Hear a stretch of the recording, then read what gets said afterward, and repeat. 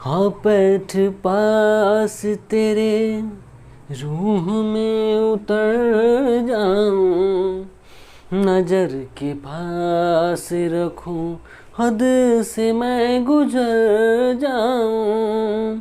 हाँ बैठ पास तेरे, रूह में उतर जाऊं, नजर के पास रखूं, हद से मैं गुजर जाऊं। मेरे जानू मेरे जानम जाने मन जाने जाना, जो गुजरेगी तू मेरी रह गुजर से, जो गुजरेगी तू मेरी रह गुजर से, तुझे तेरी आहट से पहचान लूँगा। हमको तुमसे प्यार हुआ है, जीना दुश्वार हुआ है। नमस्ते, नमस्कार, जय हिंद, भारत माता की जय। मैं सत्यम ठाकुर स्वागत करता हूँ आप लोगों को दरोगा अड्डा पे। और साथ ही साथ हम बताते चले कि यह जो मैं पढ़ा रहा हूँ आपको, वो बीपीएससी पीटी हो, बिहार एसआई हो, यूपीएसआई हो, सेंट्रल वाला एसएससी हो या बिहार वाला एसएससी हो, या बिहार सचिवालय हो, या एसएससी जीडी हो, या रेलवे हो, कोई भी कॉम्पिटिटिव एग्जाम जहाँ से जीके से संबंधित प्रश्न पूछे जाते हैं और ऑब्जेक्टिव वे में पूछे जाते हैं, वह हमारे सेशन से आपको अवश्य देखने को मिलेगा, ये मेरा विश्वास है। तो वीडियो को आप लाइक शेयर सब्सक्राइब करना नहीं भूलिएगा, कमेंट भी कीजिएगा। साथ ही साथ हम आपको यह बता दें, किसी भी चीज़ को करने के लिए कंटिन्यूटी की ज़रूरत पड़ती है। आप अगर कंटिन्यू नहीं है तो फिर आपका सक्सेस, आपका सफलता आपके जीवन से काफ़ी दूर है। लोग कहता है दिल्ली दूर, दिल्ली अभी दूर है। किसने कहा था? निजामुद्दीन औलिया ने कहा था। तो वह दिल्ली से भी दूर आपका सफलता आपसे चला जाएगा। तो इसलिए आपको कंटिन्यूटी एकदम कंटिन्यू बना के रखना होगा। कम पढ़े लेकिन रोज़ पढ़े। तो बौद्ध धर्म आप सबसे पहले हम आपको बता दें, प्ले लिस्ट में जाएंगे, मेरा दरोगा अड्डा चैनल पे प्ले लिस्ट में अगर आप जाते हैं तो वहाँ पे आप मॉडर्न हिस्ट्री का सेशन पूरा तरह से कंप्लीट करके रखा हुआ है। आप उसको बारीकी से देखें, एक एक करके देखें, 2-3 बार देखें, आपका बेसिक कंप्लीट हो जाएगा। साथ ही साथ एंशिएंट हिस्ट्री का भी देखने को आपको मिलेगा, जो भी प्रारंभ हुआ है 10वां 12वां ये क्लास है, आज बौद्ध धर्म सेकेंड है, उसको भी देखें। और मैंने ज्योग्राफी का भी सेशन प्रारंभ कर दिया था। थोड़ा सा टेक्निकल इशू की वजह से मैं वीडियो अपलोड नहीं कर पा रहा था, वाईफाई थोड़ा काम नहीं कर रहा था, इसकी वजह से। मौसम भी थोड़ा सा अजीब है, अभी बारिश वारिश का समय, आंधी तूफान की वजह से थोड़ा सा सिग्नल इधर उधर हो गया है, तो उसकी वजह से मैं नहीं कर पाया हूँ। और विज्ञान मंथन भी इसमें है और सार संग्रह का भी सेशन है, उसको आप कंटिन्यू देखें। आपको एक भी प्रश्न नहीं छूटेंगे, ये मेरा विश्वास है। अगर आप सेट बनाने बैठते हैं, मेरा सब कुछ देखने के बाद आपको बहुत मज़ा आएगा, क्योंकि सारा प्रश्न आपको जब मिलने लगता है, कभी भी जब आप कोई भी टॉपिक पढ़ के उसका अगर आप ऑब्जेक्टिव बनाते हैं, अगर आपको ऑब्जेक्टिव बनते हैं, मूल रूप से कन्फ्यूजन नहीं होता है और कहीं ना कहीं आपका क्वेश्चन बनते चला जाता है, ठीक है, तो वो उसमें आपको काफ़ी मदद मिलेगा। ठीक है, तो वीडियो को कंटिन्यू देखिए और रेगुलर रहें। ठीक है, चलिए। तो मैंने बौद्ध धर्म, पिछले वीडियो में बौद्ध धर्म का पार्ट 1 पढ़ाया है, जिसमें हमने बताया कि किस तरह से उत्तर वैदिक काल के बाद, उत्तर वैदिक काल में जादू टोना से संबंधित बहुत चीज़ आने लगे। जब लोहा का उत्खनन हुआ उत्तर वैदिक काल में, मैंने पढ़ाया, जब लोहा मिला उसके साथ हर चीज़ बदलने लगा। राजनीतिक, आर्थिक, सामाजिक, धार्मिक सारा जीवन परिवर्तन आने वाला लगा। लोगों के पास धन आने लगा, कर लगाने लगे, नियमित कर। ठीक है, वहीं पूर्व वैदिक काल में अगर देखते हैं तो उसमें कर एक बलि के रूप में दिया जाता था, जो कि नियमित कर नहीं था, स्वेच्छा से अनुसार आदमी देता था। मैंने यह भी बताया आपको कि जब लोग जादू टोना से परेशान हो गए थे, ठीक है, वैदिक काल में जब लोग जादू टोना से परेशान हो गए थे, झाड़ फूक से परेशान हो गए थे, तो उन लोगों को एक नया चीज़ देखने को मिला, जिसमें बौद्ध धर्म और जैन धर्म उभर गया, जिसमें कि जादू टोना कहीं ना कहीं नहीं था। एक लोग आस्तिक और नास्तिक दोनों विचारधारा के लोग इस बौद्ध धर्म में सम्मिलित थे। ठीक है, और उसके साथ बौद्ध धर्म को हमने देखा कि किस प्रकार महात्मा बुद्ध का जन्म हुआ, कहाँ पे जन्म हुआ था, कौन सा स्थान पे हुआ था, माता पिता का क्या नाम था, उनके पत्नी का क्या नाम था, किस तरह उनको उनके जो गुरु थे, जो पंडित थे, पुरोहित थे, उन्होंने कहा था कि महात्मा बुद्ध जो है वह या तो सन्यासी निकलेंगे, 90% चांस है, 10% चांस है कि बहुत बड़ा चक्रवर्ती राजा बनेंगे। तो उनका सन्यासी से बचने के लिए, सन्यास लेने से बचने के लिए कम उम्र में 16 वर्ष की उम्र में उनकी शादी हो जाती है यशोधरा के साथ, और एक बच्चा भी हो जाता है जिसका नाम राहुल होता है। फिर भी वो नहीं माने और निकल पड़ते हैं सत्य की खोज में, और सत्य की खोज करते करते उनको ज्ञान की प्राप्ति किस प्रकार हुआ, सब कुछ मैंने पहला वीडियो में बताया है। उन्होंने दुख का कारण बताया है, दुख का जिंदगी दुखों से भरा है उन्होंने बताया है, और यह भी बताया 4 सत्य बताया है, जिसमें वो आप पिछले वीडियो में जाकर देखें, ठीक है। और उन्होंने बताया कि सारा दुख का कारण जो है लोगों की इच्छा है, लोगों का लालच है, ठीक है। और इस चीज़ सबको, दुख अगर है तो दुख को दूर भी किया जा सकता है। उसके लिए उन्होंने अष्टांगिक मार्ग बताया महात्मा बुद्ध ने, उस अष्टांगिक मार्ग का मैंने चर्चा किया है पिछले वीडियो में। अब हम बताएंगे आपको कि अष्टांगिक मार्ग के अलावा उन्होंने 10 सील की भी चर्चा किया है। वह सील क्या था, 10 सील के बारे में, मतलब कि समझ ले कि 10 गुण नैतिक आचरण, सील के बारे में बताएंगे कि नैतिक आचरण क्या था उनका, ठीक है। कौन से 10 वो है देखिए। तो उनका कहना था कि पहला था सत्य, हमेशा सत्य बोलो। अहिंसा, हिंसा नहीं करना है, एक दूसरे से द्वेष नहीं रखना है, जलना नहीं है, कूटना नहीं है। अगर अगला आगे बढ़ रहा है, अगला अगर पढ़ाई में अच्छा है तो क्यों है, अगला अगर धनी है तो क्यों है। आजकल लोग बहुत होता है कि 2 नंबर पैसा कमा के धनिक बन जाता है, मर्डर करके बन जाता है, किसी को लूट लेता है, लेकिन वो कितना दिन का होता है। आज तुम लूटोगे 10 साल खूब हाईएस्ट जाओगे, तब 7 से 8 साल, उसके बाद तुमको भी AK-56 से धरा दिए जाओगे। हर न्यूज़पेपर में यह देखने को मिलता है कि आपको प्रत्येक न्यूज़पेपर में, आप रोज़ का न्यूज़ देखिए कि AK-56 से भून दिया, तो पिस्टल से उड़ा दिया, कट्टा। अरे तो आप अगर किसी को बिना मतलब का लूटिए, कोई मेहनत से कमा रहा है, अगर आप पढ़ लिख के ऑफिसर बनते हैं, और कल हो के कोई आप अगर कमाते हैं महीना में 10 लाख 5 लाख जो भी कमाते हैं, 50,000 70,000, अगर उस पर लोगों का नज़र पड़े, गुंडा लोगों का और चोर उचक्कों का, वो आकर आपका लूटना शुरू कर दे, तो उसके लिए तो फिर भगवान देख ही रहे हैं, ठीक है ना। हम अगर इतना मेहनत करके पढ़ रहे हैं आज दिन रातें करके, उसके बदला में जब हमको आगे बढ़ने का मौका मिला तो हमको कोई लूट ले, तो उसका कहीं ना कहीं निवारण है। भगवान के घर में देर है अंधेर नहीं है। तो अहिंसा ना करें। अगर कोई बढ़ रहा है तो उसके पीछे देखें कि उससे सीख ले कि भाई कैसे बढ़ रहा है, कैसे इतना तुमको मोटिवेशन आया, कैसे तुम पढ़ने के लिए किस क्षेत्र में जाना चाहते हो। तो ये सब चीज़ों पर ध्यान देना है।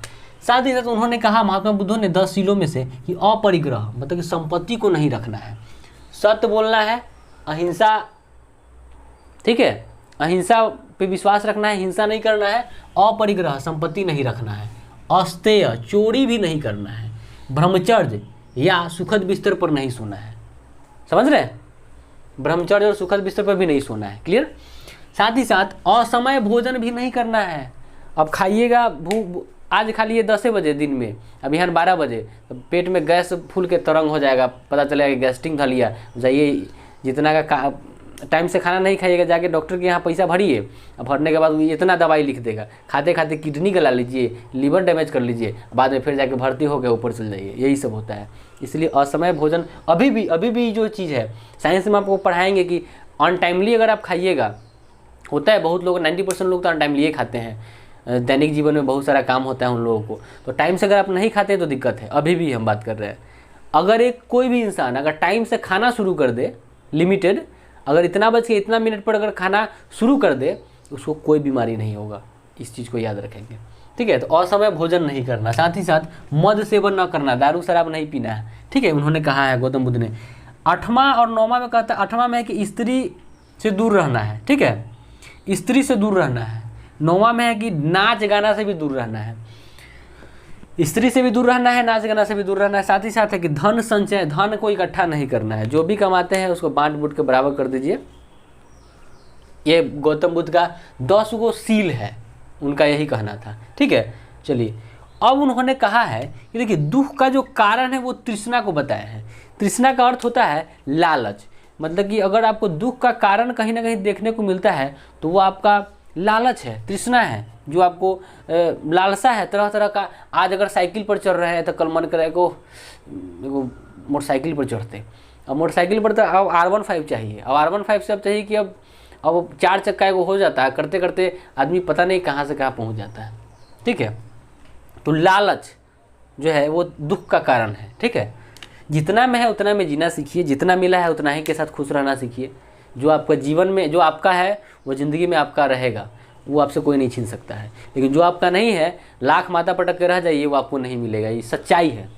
बहुत लोगों को बुरा लगेगा यह बात, लेकिन यह सच्चाई है, ठीक है। लेकिन एक बात भी है,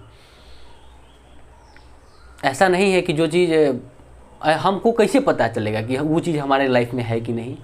तो कोशिश नहीं हारना चाहिए, कोशिश करना चाहिए, और कोशिश करने वालों की कभी हार नहीं होती। और सफलता भी जो है वो मेहनत का दीवाना होता है, इस चीज़ को याद रखेंगे। सफलता मेहनत की दीवानी होती है, और सफलता एक दिन में नहीं मिलता है। कितना रात, कितना दिन, कितना मिनट, कितना सेकेंड नीचे से ऊपर उठना पड़ता है इंसान को, तभी जाके मिलती है, ऐसे नहीं मिलती है। ठीक है, देखिए त्रिरत्न, दुखों का कारण हमने बताया कि तृष्णा को बताया उन्होंने। त्रिरत्न की अगर बात करें तो बौद्ध धर्म का त्रिरत्न है वो बुद्ध, धम्म और संघ, यही त्रिरत्न है। याद रखेंगे, प्रश्न सीधे पूछ देता है, बुद्ध, धम्म और संघ, ये तीनों का जो है बुद्ध,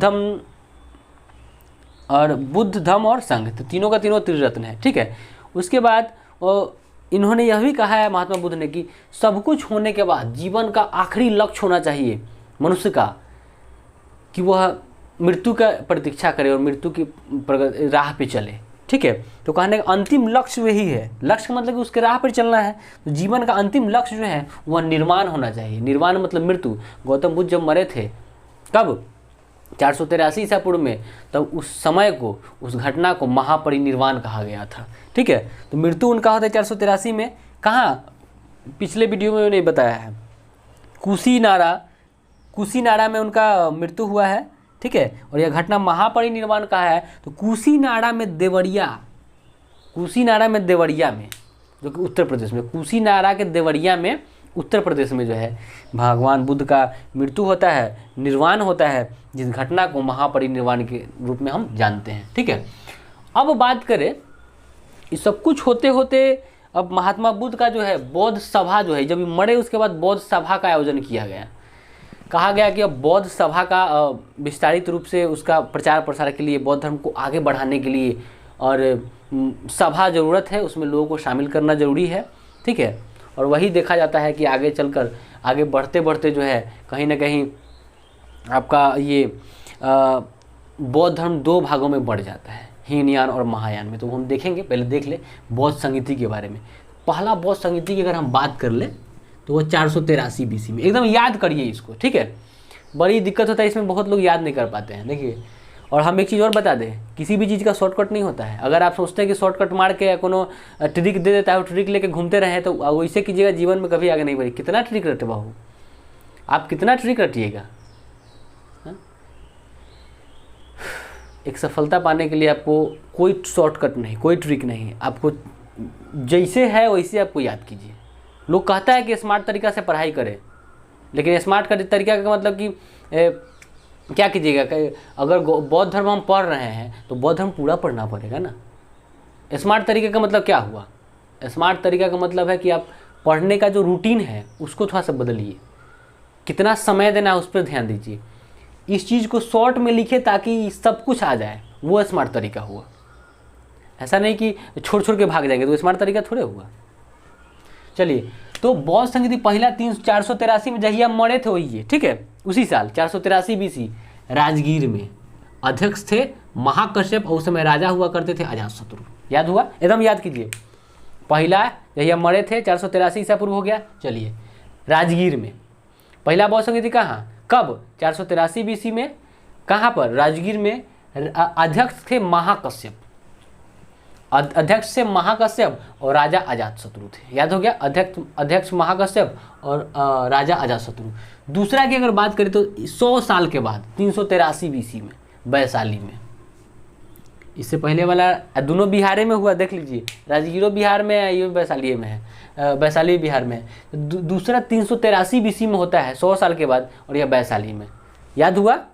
वैशाली 383 में। अध्यक्ष थे सवाकामी अध्यक्ष थे, और राजा का नाम जो था वो कालाशोक था। ठीक है, तो अध्यक्ष सवाकामी। सेकेंड वाला में क्या हो गया देख लीजिए फिर से, 383 BC वैशाली में अध्यक्ष सवाकामी और राजा कालाशोक थे उस समय। क्लियर?